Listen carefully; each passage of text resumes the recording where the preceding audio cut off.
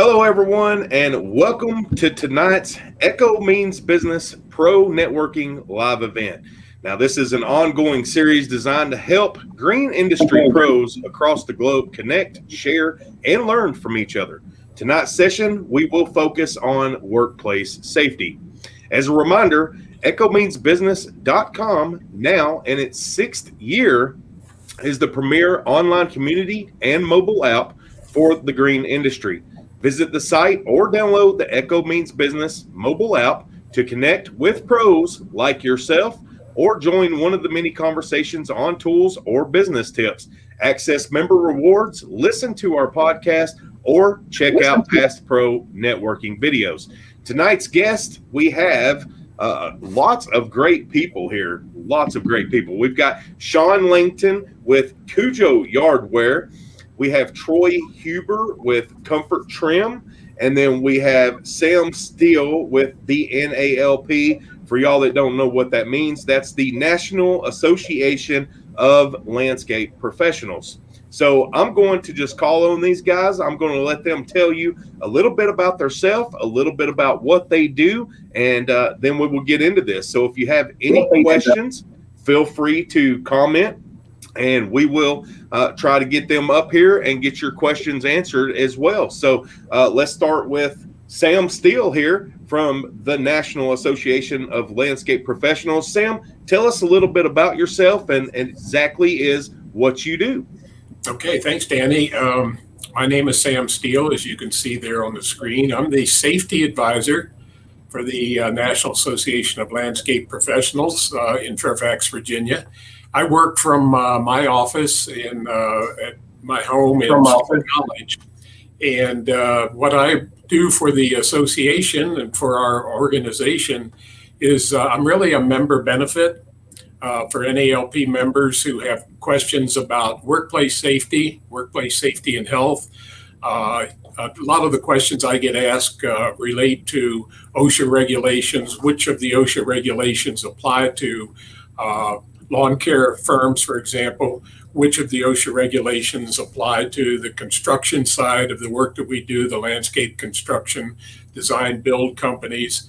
I do get a lot of questions about safety committees and how you set up a safety committee and how the senior management can get behind that and make safety committees work.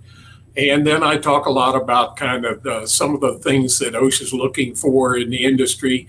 Right now, OSHA is very supportive of buddy systems.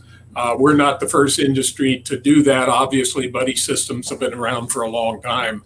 But when you get new employees, a new season, a replacement employee, OSHA thinks it's a great idea to have a buddy system set up. So that's kind of what I do. I'm available pretty much 24/7 to answer questions for our members and others that may eventually become new members of NALP. So I'll quit talking and let my other three compatriots tell a little bit about themselves. Yeah, we'll get into the how to become a member and stuff because I'm sure there's a lot of people that are interested in how to do that. Shawn Langton with Kujo Yardwear. He's knocking it out of the park from upgrading new shoes to going into composite toe boots. And I mean, just craziness. So Shawn, tell us a little bit about yourself. It's craziness. How we doing, Danny? Good to see you. Yeah, we got you to switch out some of those New Balances and try out some Kujos a couple years ago. That was my biggest accomplishment, actually. It was my K Swisses. Oh yeah, the K Swiss. That's right. Swisses. But no. Kujo Yardwear. We started this 3 years ago, and we just wanted to create some footwear for the lawn care and landscaping industry. That was our goal. Felt like it was you guys haven't really been served with footwear design specifically for what you do every day. And, so I'm excited to be here to talk about, safety, but overall, we wanted to create something that, maybe wasn't a heavy work boot. There are a lot of good work boots out there, but we wanted something different, maybe lighter, more comfortable, like a sneaker, but had a lot of the functionality that will keep workers safe when they're out there, every day working hard at it. So, It's been a fun couple of years. We learned a lot from just talking to lawn care and landscape guys. Literally every day we talk to guys, and we get so much great feedback from people out in the field, and we just keep trying to, make better products and footwear, for all you, guys and girls out there working every day. All right. And now we have Troy Huber with ComfortTrim. Troy, tell us a little bit about yourself. Well, thanks, Danny. My name is Troy Huber, inventor of the ComfortTrim. A few years ago, I was in my yard just trimming my lawn, and I got tired of everything that trimmer threw back at me. And I'm one of the 7 out of 10 people that we did a survey on that actually wear shorts because it's hot out. Who wants to wear jeans? Not to mention, that we have biting flies here in Southwest Kansas that is awful, and it just completely fixed that. But anyway, the ComfortTrim. I also have a bag of upholstery. I've owned an upholstery shop for 40 years, and I'm used to working with a lot of industrial materials for a lot of the industrial businesses we have here. And I thought one day, I know how to sew. I know all about these materials, hundreds of different materials. So I kind of went to work, and I started making something that I thought would work. And I knew it had to be light. I knew I needed to come up with something that was durable. I knew I needed to come up with something that like professionals could wear all day long and not even know that they had them on. I started coming up with some ideas. My first ones are, of course, too hot. Everybody's legs sweat. And then after that, I started, a few of my guys that was testing them, I started using some mesh and some lighter weight materials. And before I knew it, after a while, one of the guys said, when I asked him to bring it in so I could make some changes, he said, well, I could bring it in Friday evening, but I got to have it back on Monday morning. So that's when I kind of knew I had something. And we're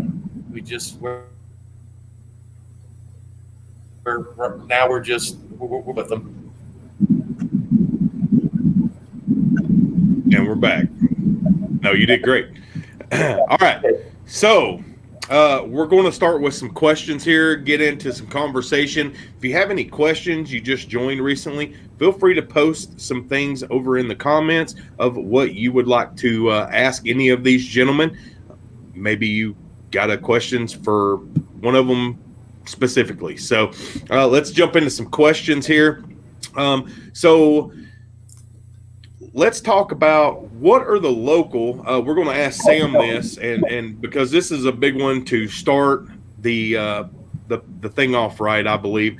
What are the local or federal regulations or requirements that green industry pros should be concerned with when it comes to workplace safety? And what's the impact, if any? So generally speaking, the OSHA regulations, whether it's an OSHA, there's what's called an OSHA plan state. Those are states that OSHA has approved their OSHA workplace safety programs and plans. The one requirement OSHA has at the federal level is that if you're an OSHA plan state, and there's about 22 or 23 OSHA plan states out of the 50 states, that if you are an OSHA plan state, your OSHA regulations, your state OSHA regulations, like Cal OSHA, for example, Washington OSHA, the state of Washington, a lot of you've heard of Cal OSHA, so I use that as an example. What the federal OSHA people say is that those regulations have to be at least as stringent as the federal regulations. You can't set up your own state plan and have regulations that are a little easier to comply with. So anyway, any state OSHA plan has to be at least as rigorous and as strict as the federal program. What I like to do when I'm talking to people about how OSHA impacts their business is that if you're a commercial lawn maintenance firm, most of the regulations you have to comply with are part of what's called the general industry standard. So if you were to go to www.osha.gov/the general industry regulations, most commercial and residential lawn care firms need to comply with those regulations. if you're a landscape construction firm, design, build, do patio work, you do planting, that kind of work in the green industry, then the construction, believe it or not, the construction safety regulations are the ones that generally you have to comply with. It's a little confusing when you get to things like the ladder safety, fall prevention programs, because both of those two regulations, the general industry and the construction, have their own little sections on ladders, for example, and that also creates a little confusion in some other areas. But that's how it's generally broken out. There are other regulations that some of the companies that are members of NALP and other landscape firms in the country have to comply with the EPA's regulations on what's called the Worker Protection Standard, which is abbreviated WPS. So if you do apply chemicals, let's say you're a lawn care firm, you have a licensed applicator, and that individual's doing weed control on some of your contracted work, then you also have to comply with the EPA's Worker Protection Standard. And that is usually administered by state EPA offices. Here in Pennsylvania, our Pennsylvania Department of Agriculture and Land Stewardship here in PA has a separate office that handles all of the state EPA regs. But what they're doing is they're providing the training, they're providing a lot of times the interpretation of the Worker Protection Standard as it relates to Pennsylvania companies. So Danny, those are kind of the two parts of the regulations. Each one is like a phone book, unfortunately. And if you've ever looked at OSHA regs, you know that it's very thick. It can be a little bit complicated. And oftentimes I get asked questions about those. So how does the respiratory standard apply? And for us in the landscape industry, especially those of you who do construction patio work, you're probably aware of the crystalline silica dust type of thing that is done, and you have the respirable crystalline silica dust. OSHA's concerned about that, so it's a separate standard now.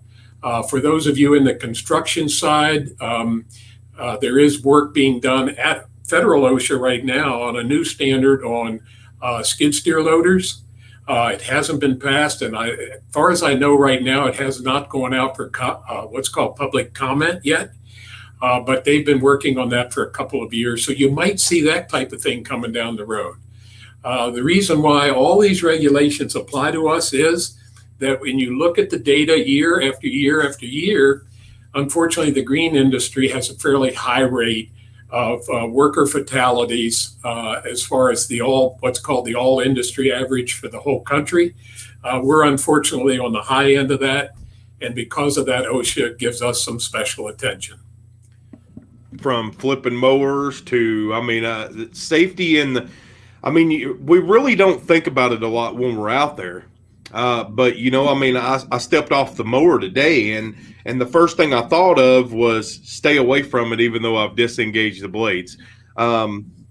Because you walk off and you get so comfortable around this equipment because you're with it every day.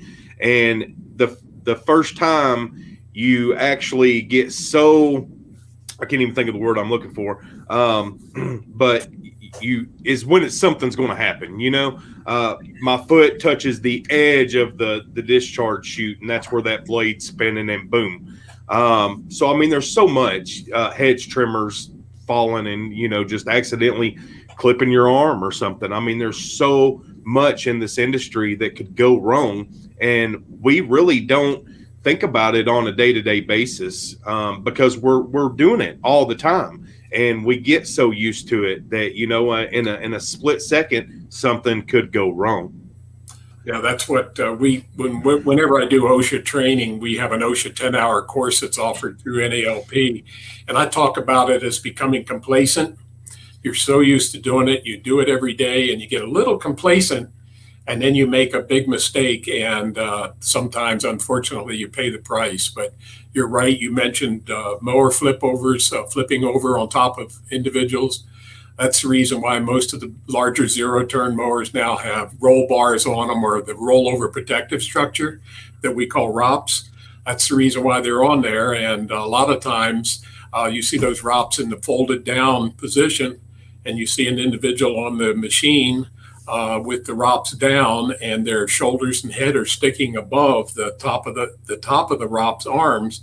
And if it flips over, it's going to most likely pin the individual underneath a 1,300 pound zero-turn mower. Right, which ain't good. And so often in our industry, as all of you are probably aware, you do have individuals that are working by themselves at times, or they're out of sight of the other crew members, and something happens and there's nobody there to start the rescue procedure right away. And that happens so often in the agricultural farming industry, because farmers do work by themselves. We have employees that work by themselves, and it's a problem for us. And that's the reason why the numbers on an annual basis have gotten so high. So, Shawn, you were in construction, and then all of a sudden you decided to make this shoe, So tell us a little bit about what made you want to do this shoe. And then after the shoe, so many people were asking for steel-toed or composite toe, and then now here we are wearing your boots as well. So I can tell a little bit about that story. And yeah, when it comes to footwear, that's a big one when we're talking about safety. And and we talk to guys all the time. But yeah, I work construction. My family owned a small home building business, and I worked for my dad growing up and when I was younger. And that's where it kind of kicked. My dad and the older guys all wore the work boots, the heavy construction work boots. And I tried them. Honestly, I couldn't stand them. They were too heavy. My feet were getting hot working construction. So I'd always be sneaking and wearing my Nikes while we were building houses, and my dad would get all mad at me for not wearing my boots. And this went on for years. And then, fast forward a little bit, doing a lot of, doing some landscaping jobs and some yard work. And I was in the same boat. I hated wearing the heavy, hot boots. I wanted something light. I wanted to wear my Nikes, but it just wasn't working for mowing and trimming and everything, one thing I noticed right away was doing hills. When I was push mowing or doing trimming on hills, especially dewy grass in the morning with the wrong shoes, I was slipping, and you have your equipment and you start sliding a little bit. That's not a good situation. So the first thing I wanted to do was create some really good grip on the bottoms of it. And then just the other things, you don't want your feet to get real wet either. And I know guys talk about that all the time. It's not necessarily safety, but if you have wet feet all day, that's not good for your work environment, and really isn't safe for your feet. So that's kind of why I launched the shoes to start. Right there. That was the main reason to do kind of a lighter shoe, but had the protections needed for mowing and trimming and blowing and all that stuff. But you're right, Danny. We had the shoe, everyone loved it, which was great. But a lot of guys said, "Hey, your shoe's cool, but I need safety toe." Either a lot of the guys, they just want it for their own protection, and I started learning, this is pretty important. And then other guys, it was out of their control. Some of the bigger landscape companies, and I think it's the right decision. They have all their employees wear a safety toe, OSHA approved or pass the rating. So, a lot of these guys are like, "Hey, I'm not even allowed to wear your shoe unless you give me a safety toe." So that's when we launched the boot with the safety toe. And somebody just asked the question, Landscapes by Acme, why'd you choose steel over composite? It's not steel. It actually is composite. It's the opposite. So yeah. It's the opposite. Yep. So we chose composite over steel just based on testing and our research. Composite's definitely lighter. That's the biggest thing. It's lighter and it's just as strong, the composite. Now it passed all the same impact and compression standards that all the traditional steel toes would pass. And it's great. We had a guy post on Instagram, a few months ago, a picture of his Kujo boot, had a big slice in the front of the material. He said an axe got away from him. He was doing some chopping with an axe. And he said if it wasn't for that safety toe, he would have cut his toes right off. So, not whether it's our boot or a different boot, it just goes to show firsthand that, hey, he can save some toes, save your feet, by just doing that. Yeah, because working in any industry, the biggest thing I hear from any of these groups is what's a good shoe, what's a good boot. I want something comfortable. I've tried everything, and so just being out in the heat all day and stuff like that can make you get into bad habits in the workplace as well. And that's going to bring us to Troy over here. Troy, he did upholstery, guys, and then Troy got into trimming his own yard, and he was looking for something to help out. And here we have the comfort trims. So, I mean, every one of these guys have owned a business or own a business as of right now as well. So, Troy, the comfort trim, I mean, tell us a little bit about this. Well, some other products out there, and everyone that I've seen or tried or heard of people trying to wear, it's like it just goes right against your skin. There's some out there that I've had guys use those umpire shin guards and try those, but then all your leg will sweat. Plus, you got the straps on the back. With ours, the only thing that even touches your skin is what we call the comfort band, and it's actually designed to where the way our elastic takes up and bunches up, it actually creates air there, and you don't even have to put them on very tight, and they stay in place. Now on the front, the shield we have, it's really I would say made to have a lot of protection. There are things out there that would probably go through it if it hit hard enough, a piece of glass. But what we found is, what they do is they actually they create like a 2-inch air barrier around your whole leg, so the airflow is there. And on the top edge of them, we even made it narrower on the shield on the front because heat rises. So with that, lets the heat dissipate more. Plus, we designed it so that just with like a walking motion actually creates airflow too. And we're getting we get reviews all of the time about guys that the guys just say, finally I found something that works out there. And it's just great, to see that. And you can kind of relate there too, Shawn, hearing all the good stuff about your product. But then, of course, we have the haters too. And, the people that make the awful, is always going to make an awful comment like, well, just wear pants. Well, your wife will love you more if you wear these, if you wear pants, because you're not going to track all that stuff in. And these work great with pants as well. But, like I said, our main market is for people who wear shorts, and there's a lot of you out there. And we're also getting ready to come out with what we call the ComfortTrim Pro. It'll probably be next year, and it's going to have some added protection on the front. I actually put a pair on in my shop a while back, our test model, and I took a wooden yardstick and I hit it as hard as I could, and I just kept hitting it to where if I'd have hit my leg, it'd have been red or bleeding. And when I took it off, there wasn't even a red mark, and it only adds I think it was just like about 8 grams is all to our product's weight.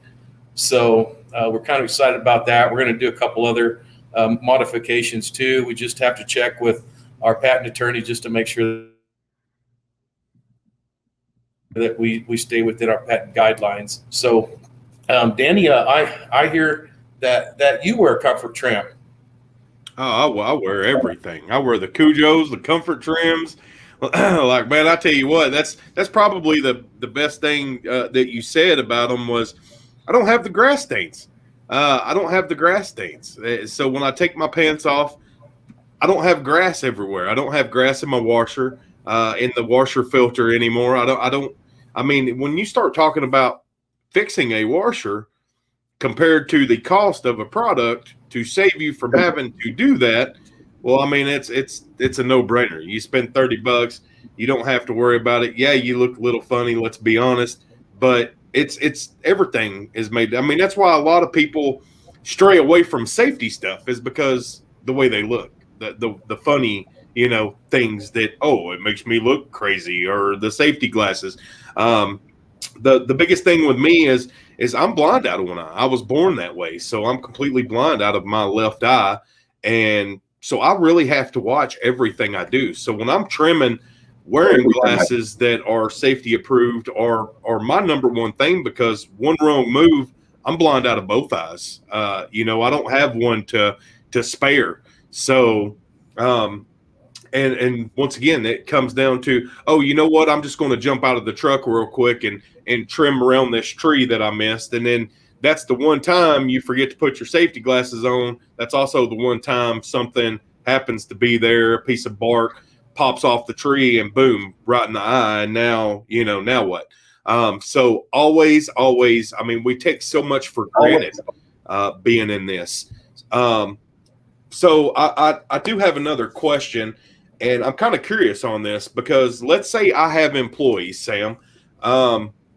Regardless of company, let's say I'm a big company, a small company, whatever. Should I mean, is it my responsibility to provide the work gear? Like, should I provide their safety glasses, their headphones, their boots, or should I provide part of that and say, hey, you go buy your own boots? How should that work? Okay, well, it's a little bit of a complex response to your question. The employer is responsible for providing the personal protective equipment or the PPE that's needed to do the job. The exceptions are steel-toed boots are not a required purchase by the employer for the employee. It may be a good idea to provide that kind of footwear, but the employer is not required to provide or purchase steel-toed boots. Eyewear, you mentioned eyewear. It is the responsibility of the employer to provide ANSI approved, what's called Z as in zoo, 87.1 glasses.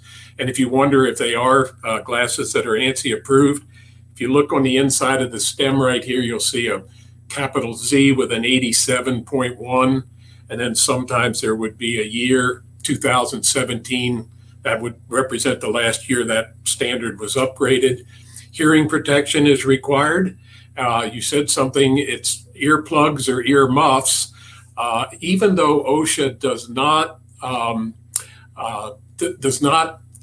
well, first of all, I guess the best way to say it is OSHA does not suggest that you wear a headset with a radio and so forth on it, simply because an individual maybe can't hear somebody trying to give them instructions, for example. For companies that do have those, usually it's a crew manager or crew leader, and it may be they have them on because they're waiting to hear about, say, severe weather that may be in the area. So the home office is trying to get in touch with them and saying, we've got severe weather coming. Probably need to get your employees out of the field and into a protected area because of the thunder and lightning and things that are coming. But PPE is the requirement of the employer. That's been clarified any number of times by directives from federal OSHA. And the exception to providing additional PPE, let's say you had an employee who is really abusing their eyewear, their hearing protection, you can give them a warning. And if the employee continues to just abuse the PPE you're providing, you can make a pretty good case for having them pay for the second, third, or fourth pair if they're damaging the other ones and they're not following proper storage or maintenance procedures.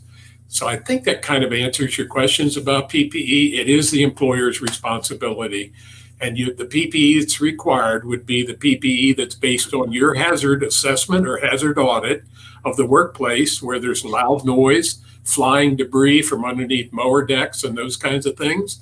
And when you have that kind of assessment that determines the hazards exist, then the PPE has to be provided.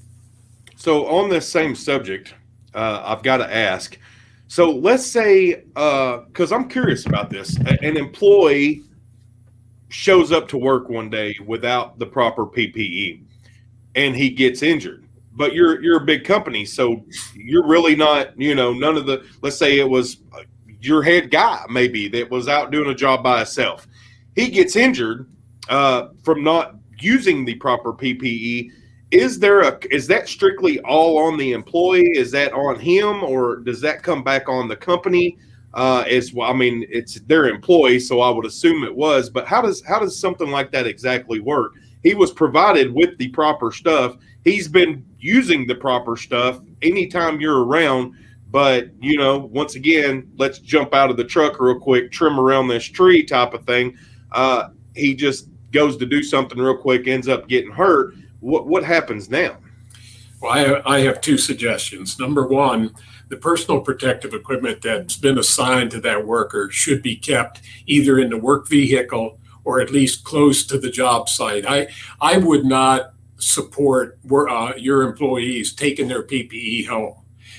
My disclaimer there is, however, during COVID-19, a lot of the companies were having their employees go directly from their homes right to the work sites. They knew where the work was going to be that day. So that kept a lot of individuals, more than you should have, individuals in the work vehicles riding to a job site. So if you had employees that were willing to drive to the job site in their own personal vehicle, it probably means they're probably carrying their own PPE in the vehicle. So what you need to think about with PPE is keep it as close to the workplace as possible. If in fact you want them to leave it in the work vehicles, make sure you provide something like a sealable plastic bag and it has their name on the outside of it. And so they put their earplugs, their ear muffs, their safety glasses in that particular one, because really right now you don't want them sharing PPE anyway. So you do want to have workers specially assigned their PPE. And so keeping it as close to the job site as possible, right where they can put it on. And if in fact, the key to all of them on that crew wearing that PPE is probably the crew leader or the crew manager. And if they see somebody that's out there and there's a crew, and let's say they've got a couple zero-turn operators, the debris, the grass clippings, and anything they run over is flying out the end of the deflector shield, and it hits somebody in the eye, and you have a claim where somebody suffers a serious eye injury, or God forbid they lose an eye, OSHA will probably do an inspection. They do inspections when there's an amputation. They'll probably do an inspection when there's a loss of an eye, and they certainly will do an inspection if, God forbid, there's a fatality. And you have just a certain number of hours to report those things to OSHA, or that's a violation. So make sure that your crew managers, the crew leaders, the individuals that are out there are enforcing your policies on personal protective equipment. And if they can't get somebody to do it, somebody in human resources or in senior management needs to take that employee aside and say, look, you have to wear it. And you had said something earlier, I just want to mention to you, personal protective eyewear, that's safety eyewear that meets the new ANSI standards, has come a long way in the last 10 to 20 years. It used to be you had to wear goggles, they would sweat, they were uncomfortable, goggles were terrible, and employees resisted them. I know when I was in the business, my employees never wanted to wear goggles with a tight band around the back. But PPE eyewear, protective eyewear today has come a long way. It's more stylish. It gives you peripheral protection, gives you ultraviolet protection and impact resistance on the lenses. And it's much more suitable and much more desirable by the employees to wear the new better designed eyewear today. So that was a good example, because we did a little study when I was working in the Chicago area. We got 5 landscape companies to try the new eyewear that met the ANSI standards, and the employees loved it, versus what they thought. They wanted to wear their aviator sunglasses, something that looked like aviator glasses. And a lot of those are glass lenses. So if something hits those glass lenses, it'll shatter, and you've got an employee with some serious eye injuries. So the new styles are much more acceptable for the employees, and that's the way to go. And they're not that expensive. Yeah, you can get them pretty cheap at Walmart even. Yeah. I mean, there's so many places to get eyewear. I mean, you can buy it by the case. Go to Amazon. Ta-da! You know, find what you like. Shawn, how many you've got this warehouse where you run your Kujos out of, ship them and things of that. How many employees do you have? Is it just family members? I mean, I guess that's still employees, but what do you do as far as workplace safety to make sure everybody's doing what they do inside the warehouse? I mean, you're helping us be safe, but I mean, what do you do to help your people stay safe? Yeah, absolutely. So Actually, yeah. So it's, it is a family-owned business. You kind of brought that up. So we have, my sister and a few others, we all started this together, and we have a handful of employees now. Our warehouse is actually, we don't own our warehouse, so we have a partner. It's another small family-owned warehouse based out of Toledo, Ohio. So I'm not directly responsible for that, but I've been in there, and the owner, she has all the OSHA requirements and the safety things for all the warehouse employees. But again, they're not technically my employees. So, yeah. So anything you need, everybody knows working for anybody. When you work for a big place, whenever you start going through the beginning steps of being part of that business, one of the main things and first things that they do is they show you where eye wash stations are, first aid kits, fire extinguishers. Should all businesses, should all businesses have a written policy per se? And OSHA requires that you have a written safety and health program, and that program is based upon the hazards that your employees could be exposed to, not just in your shop, not just in your distribution yard, not just in the offices, but that assessment or audit of hazards needs to also be done on the work sites, the different kinds of work sites that you have. For example, here in Pennsylvania, there's not a lot of flat areas. So a lot of the landscape sites here have pretty significant slopes. They may have a water retention area like a pond or a stream. Typically, Florida has a lot of those types of properties with water that's part of the property. That needs to become part of the hazard assessment that's done. And all of that's written up then, and your training that you do deals with the hazards that you found. And if you had an incident and you are inspected by an OSHA inspector, they will ask you probably, number one, after they've properly identified themselves, they're going to ask you to look at your written safety and health program. And it always ends up on the list of 10 most often cited violations in our industry. It's always in the top 10 where the company or the firm can't provide a written safety and health program. That's a violation. And when you look at what the fines can be, first time fine that's considered a serious violation, not having a written safety and health program. The fine can be over $13,600 first time fine if you don't have that written safety and health program. So Danny, you're right. You do need to have all of that in writing. And then after you do the training, one thing that companies tend to forget, if you've trained a group of employees on whatever it is, let's say it's on proper wearing of a respirator, for example, because you're doing some cutting of paver blocks, and there's a chance for that respirable silica dust to be in the air. If you're doing that type of thing, you need, first of all, to have the respiratory policy and part of your written safety and health program, how to fit test the respirator and how to do all of that thing. But after you've done the training, please make sure that you document everybody that was trained. Have them sign a sheet. What you've got is a sheet that says, here's the topic, here was the instructor, and here all of them sign it. On this date, I was trained, and say it could be a lunchbox type training, could be a tailgate training, or it could be your weekly training at the office before the crews go out. The most important thing to do is document all of that training you did. Because if you don't have documentation of it, it's your word against theirs. So how often should you be updating this? Should you be reviewing it with your employees? Like, let's say that you've got the same employees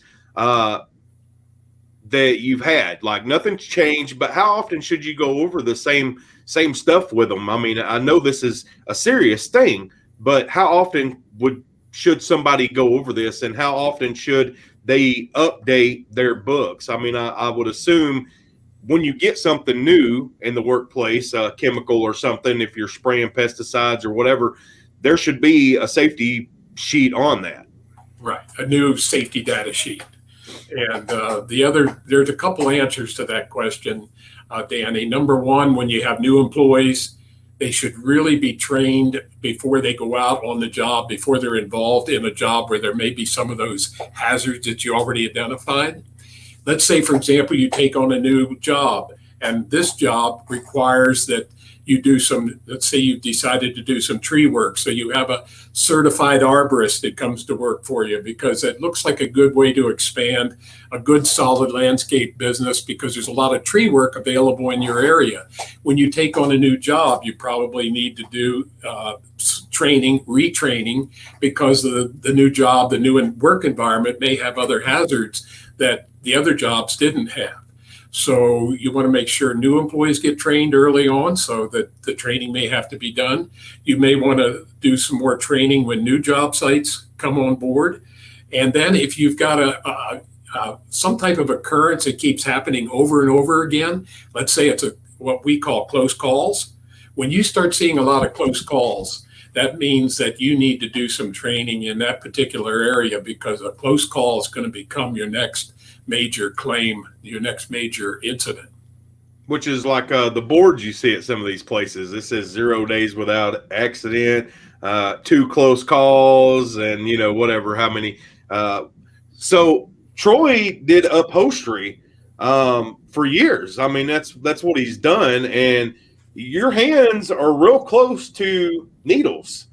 Do they make gloves for that, or I mean, how does that work? You're muted. Unmute yourself.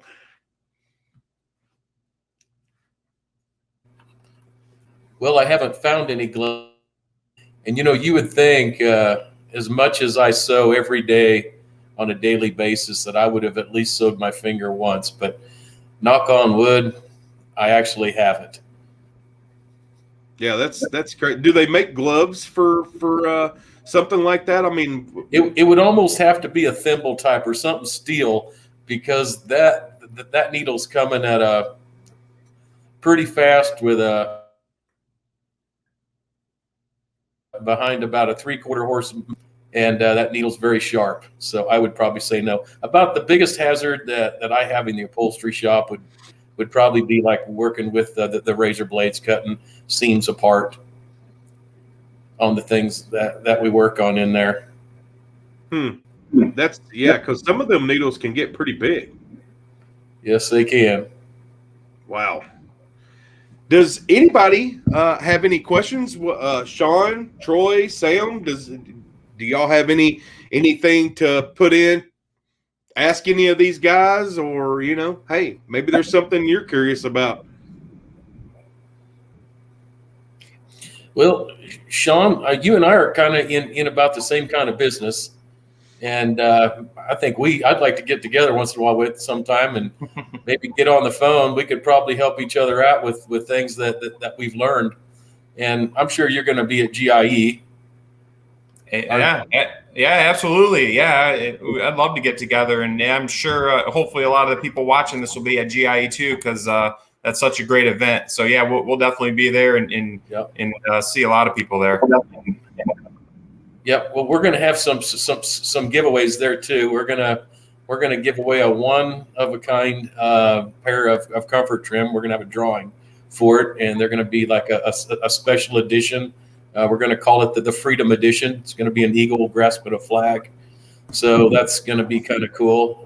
We're going to have some lanyards there too to attach your ComfortTrim to your trimmer. And it's just going to be fun. I really missed it last year. GIE is going to be great. I can't wait. They better not cancel. I'll be so mad. So before we end this, Sam, you specifically take a lot of questions from people that are members of the National Association of Landscape Professionals. Can you tell the people out there that could be interested how they could join this and possibly the cost? Well, NALP has a website. We have a huge group of resources dedicated to worker safety and health. We have what's called the Safe Company program, just kind of give you a background on all the different safety resources. I'm one of the safety resources for members, but you can go to the NALP website, and we have obviously a membership office, and you can contact them and they can give you all the information about joining the National Association. I think the last time I asked somebody at the home office how many people we had, I think we had, I'm going to say 7,000 or 8,000 members across the country. And those 7,000 or 8,000 members, I even went a little bit further, and the information then, but it's been a while. This was probably just as COVID was starting, so it's been over a year. Those 7,000 to 8,000 members represented 200,000 or so green industry workers across the country. So we really make a determined effort at safety and health, at member benefits, and GIC. The meeting in Louisville is exceptional. I'm not sure yet whether I'm going this year, but if I do, I certainly want to meet Shawn, and I want to see Troy there and get a really close hands-on look at the products that they've got, because I do get a lot of questions about those types of things. Especially in the footwear area, I get a lot of questions about footwear, and teaching the OSHA 10-hour course to our industry people, that question comes up every time from multiple people. And we taught the course online on with an online platform this past 6 to 12 months. And we had almost 300 or 400 people come online this winter just to take that OSHA 10-hour course. So that's something else to keep in mind that NALP sponsors. And it's not all that expensive. And it works really well for the larger companies who have 10, 20, 30, maybe even 40 employees they want to put through the program. And once COVID kind of eases off, I'll be going out and doing those. I do a lot of training here on the East Coast, and we have 2 certified trainers out in the West Coast, 3 certified trainers on the West Coast. So that's another one of our resources that would be a big benefit to this person that is either a member of NALP or somebody that's thinking about it or somebody that's not a member of NALP. All right, this next question I've got to ask is for Shawn or Troy, either one of you, both of you feel free to answer. Hey, the more the merrier, right? So what is the return of investment of buying proper PPE? So, in other words, what's it cost a business can face for lost time or employees? Yeah, I mean, that's a good question, and I mean it's certainly there, like you said. Speaking to footwear, specifically, I mean, we talk to so many guys where guys are out of commission. Like, if they don't have their shoes or their boots, like they literally feel like they're. I mean, I talk to these guys all the time. If they had an issue with their boots or their shoes, or let's say one of our, the safety toe boots got lost in the shipment. They're concerned that their productivity is going to be way down, and it is, and it happens all the time. So I mean, there's 2 ways to look at it. One is just the productivity for having the right gear and going out there every day, and then like you said, the potential for injury, which Sam touched on earlier, whether it's shoes or any other gear. I mean, I think one of the biggest challenges in this industry right now is hiring good help. I think we can all agree on that. Like if you got a good crew and you got some good reliable employees, that's gold right now. And the last thing you want is to lose 1 or 2 of these guys due for an injury or this or that. And if you whatever you can do to reduce that risk of losing your good guys, I mean you can't even put money on that. Right. Troy, do you have anything to add? Yeah, I mean, as of, costing that and losing out like in 2020 during the COVID, our Amazon sales were actually up. We did good there. We just, wasn't able to attend any of the trade shows, and the trade shows are fairly expensive anyway. Shawn can probably relate to me with me on that. But we're kind of facing something a little different right now. Our comfort trims have been made overseas, I hate to say.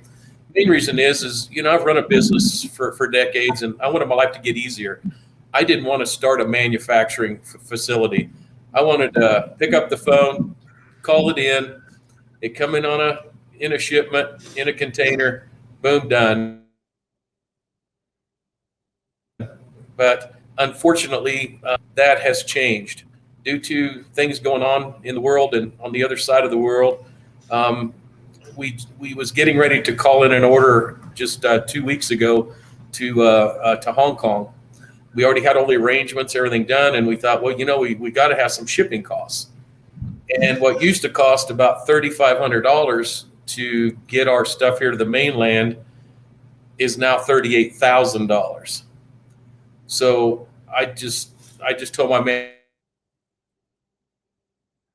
manufacturer, I said, even if you make them we're still going to lose money on it. So you guys are kind of the first to hear, but we've already found a facility. We got materials on the way. Comfort trims are going to be now made in America. We're going to go ahead and do it ourselves.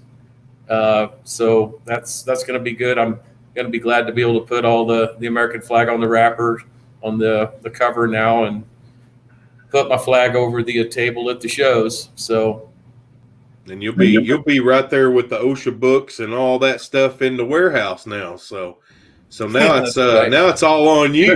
Yeah. What's really nice about that is now, I'm gonna be in control to where if we want to come out with another color or do like a limited edition, we're already going to be coming out, I think, next spring with what we're calling the Caribbean blue for sure. And now to where we're going to be doing the printing and everything else on them, it's just going to make it easier for us just to do as many as we want to run ourselves. And I also noticed there was a question here. Somebody's asked me, what is the best breathable material to look for in working outside in the heat all day? I'm not a clothing expert, but I will say this. When I was growing up for 15 years, my dad and I grew a 80-acre truck garden, vegetable garden.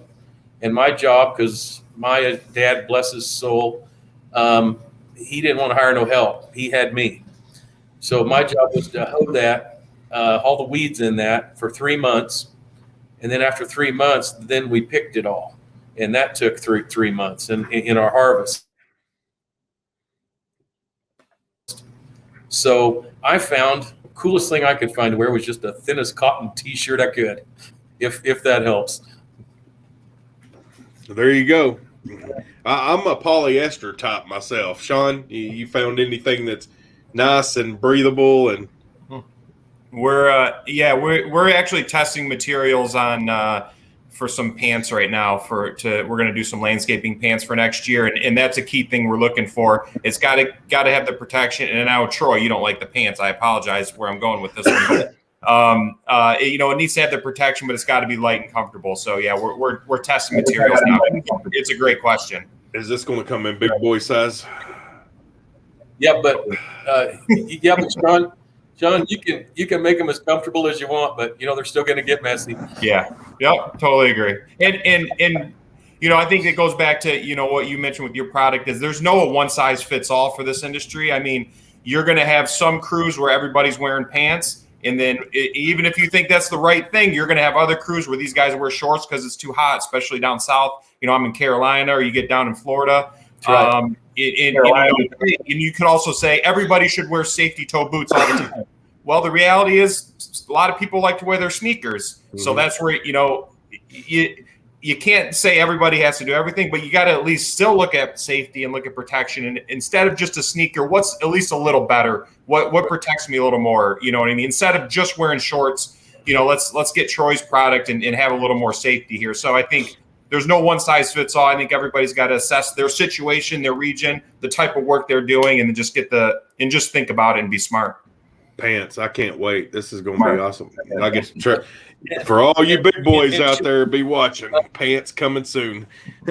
Well, and Shawn, I don't know if this will help you or not, and I didn't mention this, but I've got a model right here, and part of our patented design is on this comfort band right here. And I don't know if this will help you out with maybe designing your pants or whatever, but if it does, it does. But we have built in a cuff up here to where wherever this rides, our product rides on the top of one of your shoes, then it just cuffs up. If you have a shorter leg, it'll just start going up to 2 inches. If you have a longer leg, it just rides all the way down. So, feel free to run with that if you want. That's very cool. Very cool design.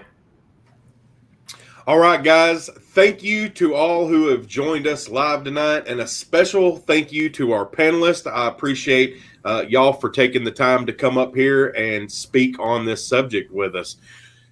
Mark your calendars. Our next pro networking event will happen live right here on YouTube in 2 weeks. We go live every second Thursday at 8 p.m. Eastern Time, or that is 7 p.m. Central Standard Time. Until then, you can check out Echo Means Business for the exact dates and topics. Remember, you can watch this recording or any of the other networking sessions on Echo Community, or you can listen to it on the Echo Means Business podcast. Visit echomeansbusiness.com now and register for your free access to great content, contests, and make great connections with people like me. So thank you all for being here. We will see you in 2 weeks. Thank you, Danny. Yeah, thanks, guys. Thanks, Danny. Thanks, everybody. Talk to you guys. Nice to meet you guys. Yeah. See you around.